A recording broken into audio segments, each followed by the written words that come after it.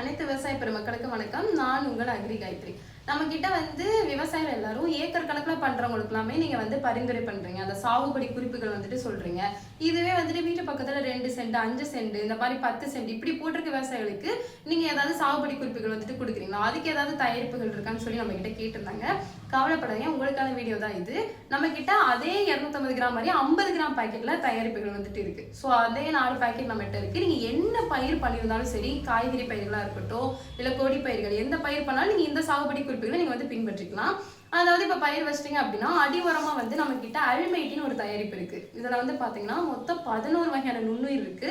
3 நுண்ணுயிர் பூச்சிக்கொல்லியா செயல்படும், 3 நுண்ணுயிர் நோய்க்கொல்லியா செயல்படும், 2 பயிர் ஊக்கியா இருக்கும், 3 நுண்ணுயிர் உரமா செயல்படும். இதை நீங்க அடி உரத்துல எப்படி கொடுக்கலாம்னா, சும்மா ஒரு 5 லிட்டரோ ஒரு 6 லிட்டர் தண்ணியில ஊற வச்சுட்டு தேவையான அளவு எருவோ மணலோ கலந்து நீங்க விசிறி விடலாம்.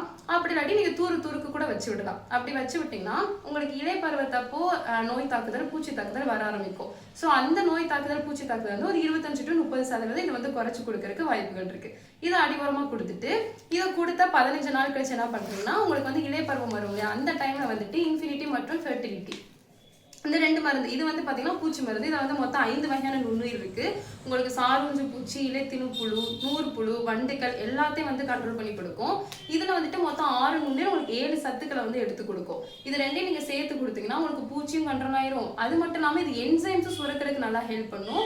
அந்த பூ வைக்கிறதுக்கு காய் காய்க்கிறதுக்கு இது எல்லாமே ஹெல்ப் பண்ணும். இது அந்த இலை பருவம் அப்ப கொடுத்துருங்க.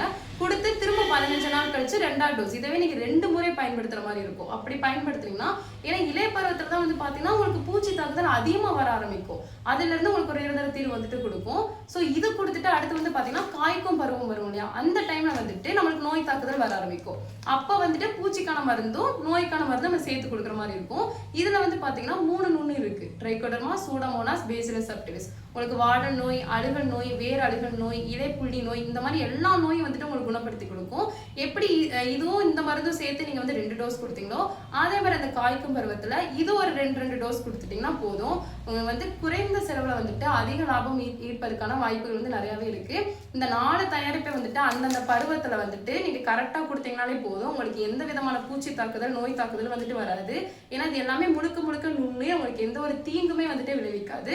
ஸோ உங்களுக்கு அனைத்து விவசாய பெருமக்களும் இந்த 4 தயாரிப்புகளை வாங்கி பயன்படுத்துமாறு தாழ்மையுடன் கேட்டுக்கொள்கிறேன். நன்றி. மேலும் விவரங்களுக்கு 8681971103 இணையதளம் www.rukshobiotech.com